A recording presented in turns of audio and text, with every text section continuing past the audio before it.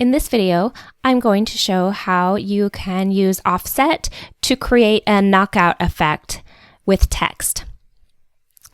In craft groups around Mother's Day, it becomes very popular, and I see a lot of people creating mother's gifts or grandmother's gifts with subway tiles with the word mom or grandma and then the kids or grandchildren's names in the middle of the letters. So that's what I'm going to show. I will use a rectangle. This is simply to represent my subway tile that I've purchased. It is 11.75 inches wide and 2.75 inches tall. Now I purchased a white subway tile, but just so that I can see on screen and see if my letter sizing is correct, I like to create a shape that represents the size of my project. Next, I will come to the text box and I'm going to use Times New Roman and type the word mom in capital letters.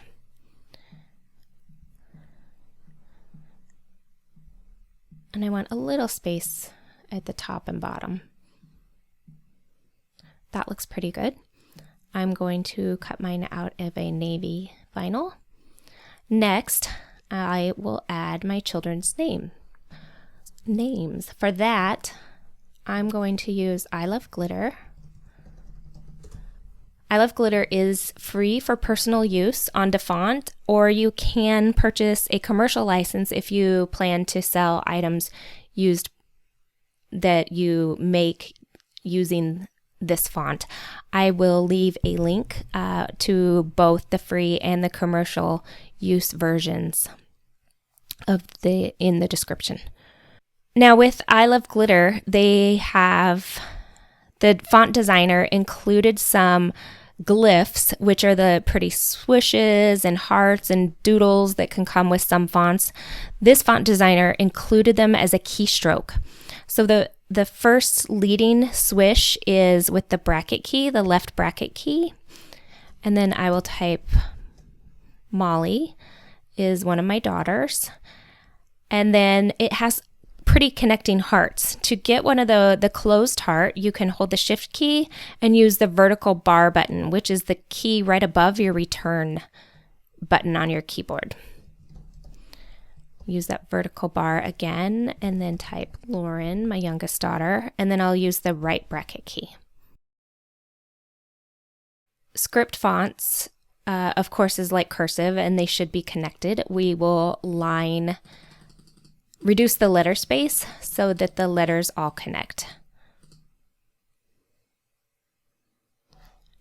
Sometimes it's easier to see if you zoom in while you do this. And that looks pretty good. The one thing I've learned is sometimes when you do that and then when you weld them, the letters could be too close together and sometimes the E or maybe the O's will fill in. So I'm going to weld it. It did not fill in, so this looks good. I have been testing and working with the new offset a little bit, and Cricut has said it's still in beta. So one of the things I've found is it seems to work better if I use the offset feature with the letters unwelded. So because I hit weld to check the spacing, I'm going to hit undo so that I'm back to having a text that's not welded. I will then select that layer and come up here to offset, and you'll see it defaulted to 0.25 and has this blue line showing where that offset would be. This is a little bit bigger than my preference, so you can use the slider to change the sizing. It's pretty sensitive, so you can type an exact number in this box if you'd like also. So that looks good. I'm going to hit apply. And the offset turns a dark gray. To make it easier, you can change the color. It's a little easier to see. And that looks good. So I am going to highlight both of these and reduce the size a bit here. And then we'll pull this down. I'm going to make it just a hair smaller. And then select all of this and align it to the center. Good.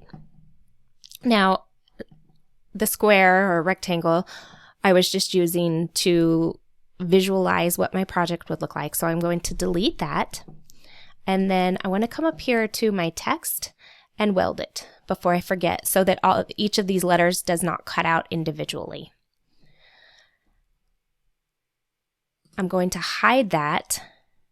You don't have to, but I'm going to hide it so that I can concentrate on the two layers that are remaining here. So this offset layer that I created, I want to slice that out of the bottom layer of the mom. So I'm going to select both of these, which you can do by either dragging your mouse while holding the button and selecting both of those layers, or you could click on one on the layers panel, hold shift and select the second. And then you'll come down here at the bottom of the layers panel to the slice tool and click the slice tool once, which leaves you with some slice results. So the mom is what I want to keep. That's the part that we need to stay. And then we have these little bits here. You'll see if I hide this, it's easier to see. So we have all these little bits that it basically is like taking a cookie cutter, pulling the cookie cutter up, and you still have all the bits of dough that are left. You need to get rid of the parts that you don't want. So I know that I don't want any of these, and I only wanted to be left with this part with the chunks out. And then, oops, if I unhide the letters, I now have my script font with the knockout spacing so that you can see the script. These letters I am going to cut in a pink vinyl. So we'll change it to see what it'll look like here. And there we go. Thanks for watching my quick tutorial how to create a knockout text. Please like and subscribe and let me know if you have questions in the comments.